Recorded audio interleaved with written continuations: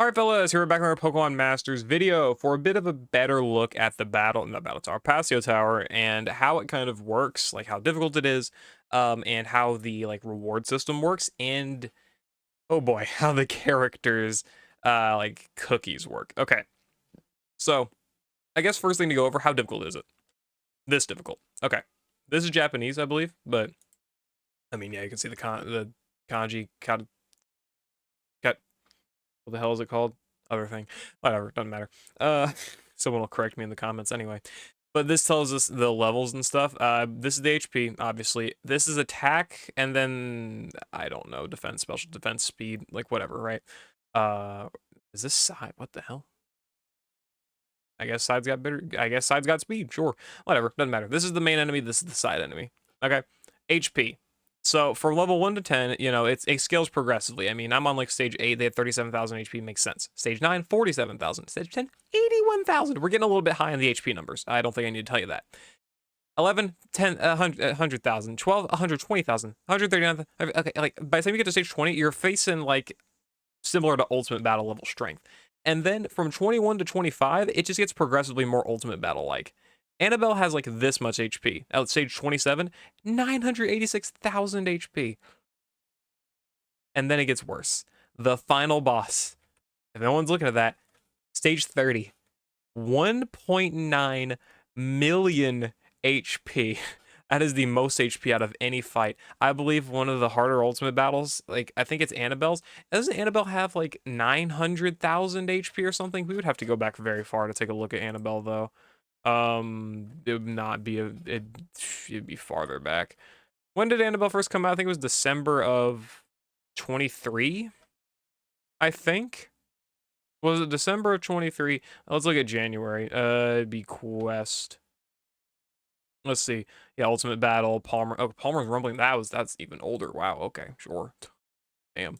We go even farther than that. Let's take a look. See, Annabelle should be around this area, like October. I think. I think Annabelle was October. I want to say she was October. That's Sync Fair Scout. Why am I not looking at that? Ultimate Battle. Yeah, Annabelle. We look at Annabelle here. She has how much HP? Yeah, 924,000. And so then we take a look here at the HP of these enemies. I had an image pulled up. It's between stage 26 and 27, and I believe Annabelle has the most HP, or like the close enough to it. Like there's like I think someone may have another 900 some thousand HP, but it's not like that much more. Point is, we've never seen any with 1.9 billion, imagine, million HP, and it's a lot, obviously. So it makes sense why it's hard. I mean, yeah, obviously, right? Thing is, though, to me, it's not actually that bad. Attack also scales. It gets progressively worse, sure, but most ultimate battles tend to have around this much attack. 4,000 to 4,500 attack, give or take. Again, we go back to Annabelle here and look. Okay, 4,600 attack, right? And it's not like Annabelle is completely impossible to take like the attacks of, right? Like you can survive Annabelle's attacks. It's not like impossible. And so she hits like in between these numbers. 54,000 or 5,400, big jump, right? Big jump in attack for the most part. I mean, that's pretty much 800 extra attack. But let's consider Annabelle's got multipliers. Granted, you are meant to obviously deactivate those multipliers, but these stages do not have gimmicks. If we go back and look here at a lot, well, okay, I've got to go back to the most recent. We go back and take a look here at these random stages. The information's roughly correct. I'm pretty sure like the passes and stuff are correct. This is a placeholder stage, I believe, for the most part. You can see here, yeah, 72 speed, and then you can see the sides got 220 speed. Like, but also we want to take a look at the sides over here. The sides have 900,000 HP, 4.8k attack, and then a lot of speed. Damn, that is a lot of speed. Wow. Like slightly more in the defenses. Yeah, like slightly more, or about the same. Yeah, about the same in the defenses actually. But either way, so yeah, you see the sides there. They've got like pretty much half the HP of the main boss and a little bit less attack, but frankly not significantly different. But look at their passives or moves. Obviously, I mean, Ethan in this case isn't. I believe Ethan's like more of an example. He's not like, well, you face Ethan in the stage, but I'm pretty sure the final boss can vary between different stages. I don't think it's not always going to be Ethan. I don't think. I'm pretty sure Chris was the final boss of my stage, but anyway, you can see here moves. Hyper Voice, Brave Bird, Giga Impact, Blizzard. These are gonna hurt. This not so much. This about middle, I would say. Special attack all and dire hit all plus, this is probably going to be rough without vigilance. But you look at their passives. Yes, they've got resilience. Yes, they've got listen poison 10. They've got Oko nullification. Second sync move super serious. What does that do? What does chat? What does super serious do? Wait, what does super serious do? Uh-oh. Uh-oh. So I don't know where the screenshot's from. I don't want to like divulge any crazy information or anything that I may or may not be able to give out. I'm not sure. But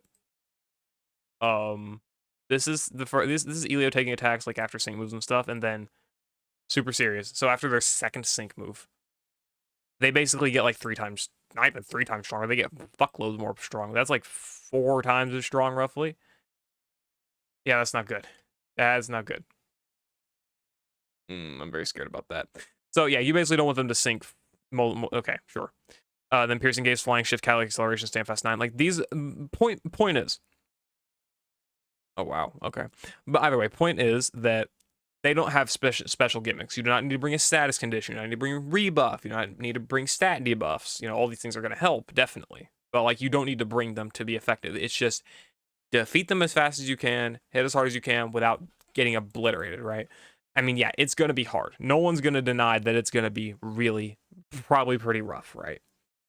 But it does have that silver lining of not being, you know, super gimmicky, right? At least of what we know of. These are a lot of stats, and this is how they scale. I would say for most people, I mean, probably for most people, I mean, we take a look at a specific type, and I mean, I think most types can probably reach this level 20 pretty well. I wouldn't imagine it's going to be that rough. Let's take a look at some characters and teams and stuff. Okay, taking a look at some types here. I just refreshed my cookie, so it's going to probably take a while to load all the assets, but let's take a look at a random type. I mean, rock is a pretty decent one to look at. For supports, supports are going to be your big ones here, or at least like, I guess, multi-supports as well. This team, it's just Elio, really. I mean, you can't really do much else other than use Elio. I mean, you need him as a support. As a damage deal, as like other options though, strike, tech, sprint, field, and no multi yet. But like, I mean, you've got other options for damage. I mean, obviously Silver. You got Diantha here as well for the Rock Zone stuff. You've got Celine. I need to sort of use my release date. Reverse order. Celine is amazing especially if you have her invested well. I believe Blue with his Super Awakening specifically is pretty competent, so you can definitely make do with him. And let's also consider, you know, these look like a lot of stats and stuff, but also consider that we're having, you know, 30 to 50 levels extra because of level 180/200 if you can do it, right? So there's going to be some competency to get higher and higher on these levels. I'm not going to say that's going to work for all types, because there are some types where their supports or their like general hit takers are just not competent enough. I think normal type isn't.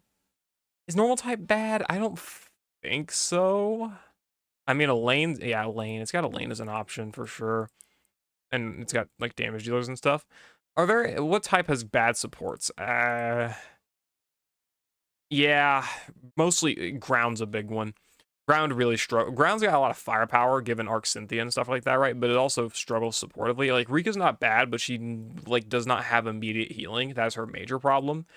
Raihan doesn't either, but he does have like dodge shenanigans and stuff, so you can mess around with that a bit, but I think that's about the most you're getting out of it is dodge shenanigans. You can hope that doesn't help you survive sync moves, but it does exist for sure. But I think ground is going to definitely struggle in that part. Ingo and these other ones are not that great. Yeah, not that great. What was another one? Another type that's really going to struggle to make like a farther distance. Dragon. I mean, it's got Brendan. Samson, you want to run a double support setup, which by the way, it's another thing. Double support setups are not exactly like, God forbid, the worst thing ever or anything in this mode. I mean, they never really have been in any mode, but they're definitely going to be good to have here. I mean, especially if you have 2 good supports for a given type, you definitely can make good use of that. I think one of the bigger issues you're going to face though is if we go back to ground as our example, and we look at our damage dealers. We'll add multi because of our Arc Cynthia, right? Ground is so physical heavy on the scale, it's not even funny. Good physical, great physical. I mean, well, too great, whatever. Good physical, good physical, good physical, good physical, good physical, solid physical, solid physical. solid, solid physical. You know, like all these characters are physical. This guy is special for 2 types, but he still hits like a feather for the most part. And it's really going to depend on like what the weakness stages are, right? Like if you can proc this, he's going to be cooking for those stages, right? But you also got to consider he's not that strong. I mean, okay, he's pretty strong. Like Giovanni's not bad, especially once you give him like the level 180 buff, right? Like he's going to look a little bit more impressive for sure. Definitely pretty dated, I would say though, for sure as a damage dealer. And if you do not have this guy, don't even consider rock for the stages past like the special types, because you're not using Lodrika and you're not using what's their face, Naomi. You're not using these two. These are your only special options unless you want to do Mud Slap Hapu DPS for ground.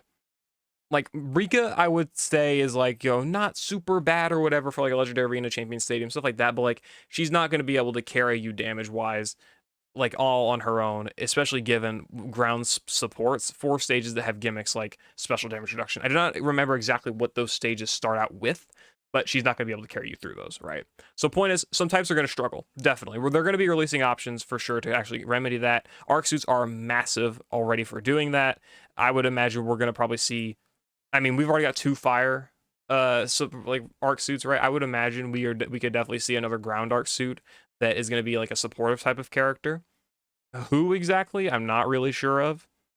Honestly, none of these characters are popular enough, I would imagine, or at least these pairings aren't popular enough to warrant it, other than like Champion Brendan, but they're, for obvious reasons, I don't think they're going to do that again. Either way, point being, though, is that, you know, our ground is struggling and needs a great support option. It needs better special options in order to actually be able to, like, beat its final stage, right? Like, harder stages, or harder, like, special stages. Just as an example. So that's one thing about the tower. Be careful of these types that cannot actually beat level, like, Hall 30, you know, go as far as you can, then pivot out and go to another tower to try and see if you can, like, get farther in it. That's your best way to go about that stuff, right? Another thing, again, we've already gone over like the enemy's strengths. They're like the fact they don't really have many like reducing passes is kind of just, you know, win basically. This is a pretty big thing for it, and also obviously characters and like certain types having a lot less efficiency than others. I mean, like obviously fire is going to do really good. Steel is going to be really fucking good, especially because Steel has great grand options for both of its ranges. Get like, look, Steel's got Mixed Dawn and Signasuit Lear as 2 amazing Steel type special damage dealers. Also, Summer Tate is still pretty competent, right? Like there's still options there, and then obviously physical. I don't even have to say that, right? I mean, you got Elio, you've got like the Anniversary Lily. You've got the Hop and Zacian here. You've got probably regular friggin' Steven can do decent well, just because obviously the arc suits support Steven here is going to be just so stupidly good. So like Steel type is one of those types that's just amazing, right? Also Electric, another great one as well, but I'm not going to go into its amazing options, but whatever, you get the point. Let's talk about the rewards. Okay. I would, it would be better if I could pull up an image. I may as well. I mean, hold on, let me pull up my own channel. I have it pulled up right here, pretty much. The reward stuff. Looking here, you can see right there. Weekly rewards. You can obtain weekly rewards based on your Pasio Tower's progress from the previous week. Next obtainable date and time, August 4th to August 11th, right? So obviously it's going to go to the next week. It's got fixed rewards and random rewards. The fixed rewards are, if it'll pull up, okay, those are random. You know what? Look at the random rewards. Fuck it, sure. Random rewards. You can see here, there's some lucky cookies and some other items, right? Point is that the random rewards, apparently they're not showing everything here for the most part. I wish that I did a better job of recording this for myself. Sure, we'll go to fixed rewards too. You get 540 worth of fixed rewards. Someone told me that there are, I believe, between, I think 49 certificates of excellence and 8 plaques of perfection given to you every week if you beat all floors. Every 10 floors you beat, you'll be getting 1 certificate of excellence, and then every 50, I believe, is a plaque of perfection until you beat all 540 floors, which is good for sure. That's a solid amount of rewards, and you get that every week. This is not reset no matter what happens. So as long as you beat at least 10 floors, you'll be getting at least 1 certificate, well, just 1 certificate of excellence every single week until the game mode ends and they've stopped doing the rewards or end of service, right? You know, whatever, right? And then the random rewards work similarly, except your rewards are random. You get these random chests, random reward slots, and you can get anywhere between 1-star and 3-star rewards. 3-star rewards, the best being these lucky cookies for characters, which some have special lucky skills. 2-star rewards being sync orbs, lucky scrolls, lucky cookies, or good experience books. Obviously, you're going to want probably the cookies or the sync orbs most, right? And then the 1-star reward being a bunch of EXP books, which are good for newer players. Not really, you don't really tend to care as an older player. Even level 180, you're not going to run out of EXP books. I mean, I am so loaded on those, it's actually just insane, right? Just pointing that out there. So those are words you get. Let me pull up Discord real quick and make sure I don't have anything crazy pulled up. Yeah, going back here. So we'd have to scroll back a good bit, but you can see here that the chest actually, wherever they are, right here.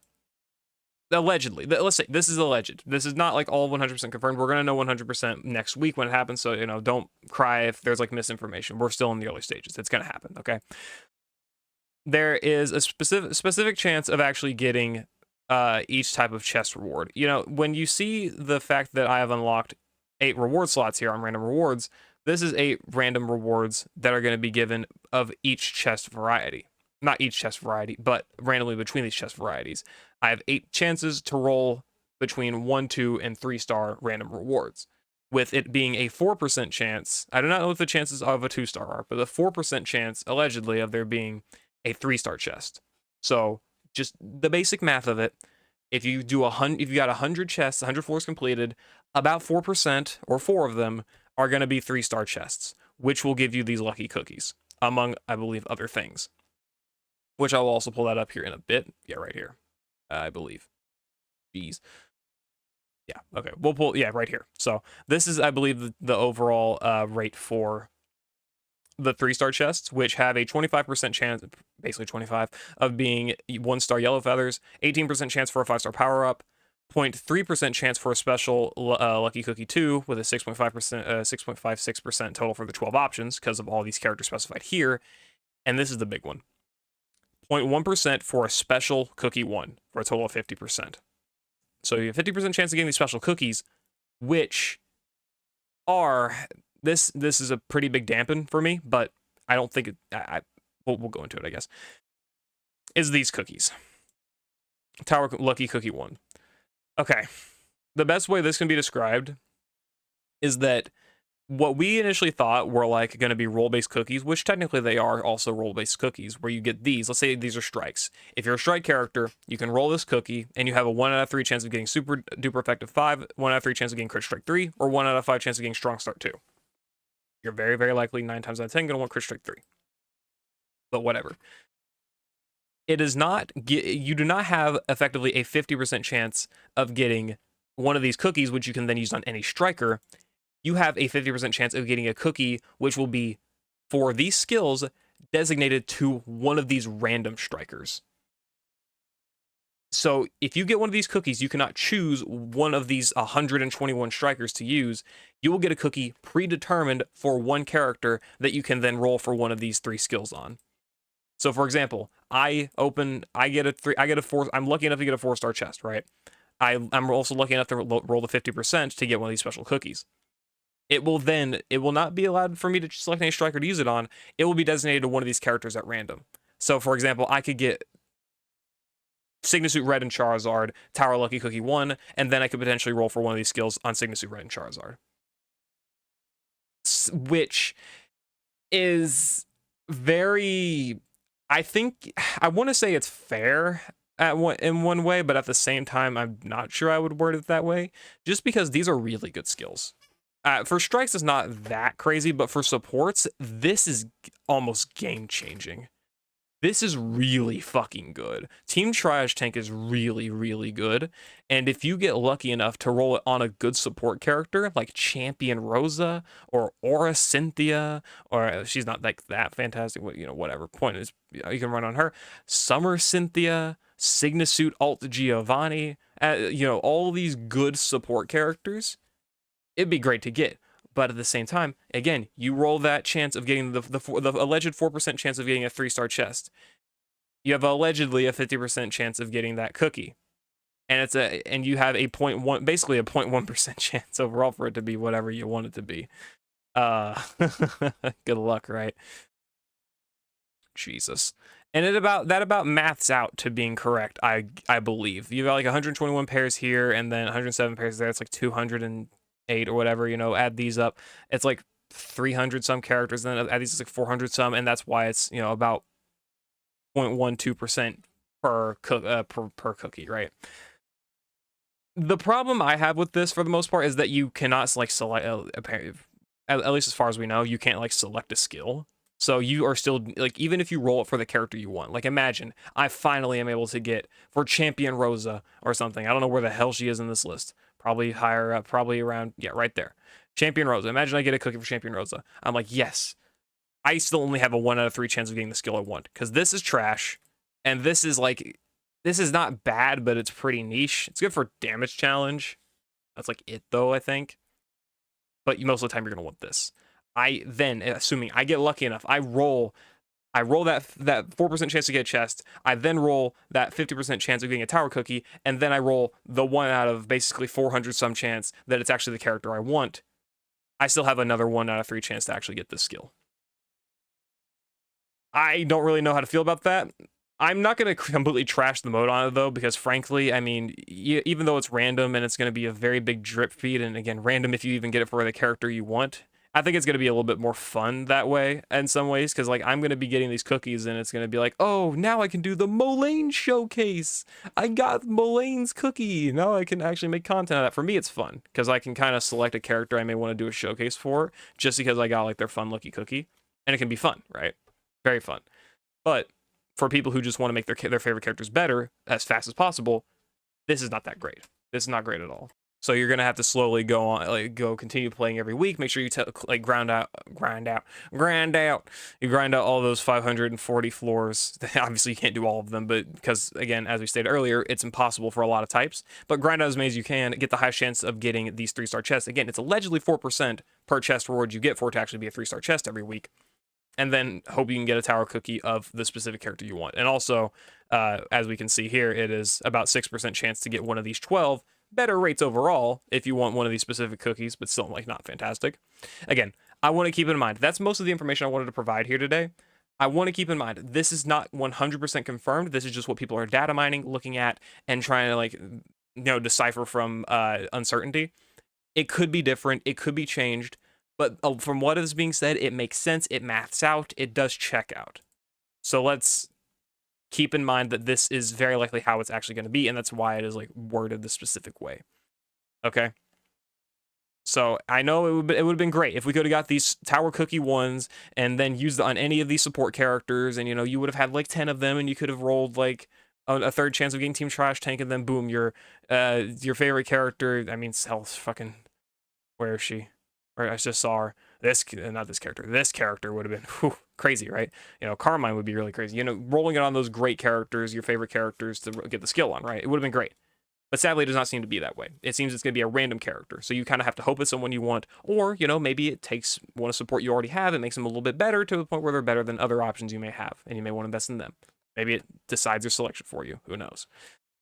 I think that's most of the information, though, I really want to go over here. That's overall how it's going to be for the Pasio Tower. I don't think there's much else to go into other than confirming what has been said here today. I'm not sure if I'll make a video over that. I'll probably do more videos over the Pasio Tower and stuff just because I do enjoy the mode. I think it's fun. But that's about the extent of what I can say for now. So yeah, that's my thoughts. I'll see you later. Hope you all enjoyed. Let me know your all thoughts are down in the comments below. Let me know if you all find any information that is differing to what I've actually said. Anything like that, stuff that can actually, be of better help to the people that are watching this video. So any new information that comes out, leave it in the comments. Maybe if it's big enough, I'll make another video about it. We'll just have to see. So yeah, I'll see you later. I hope you all enjoyed. Peace.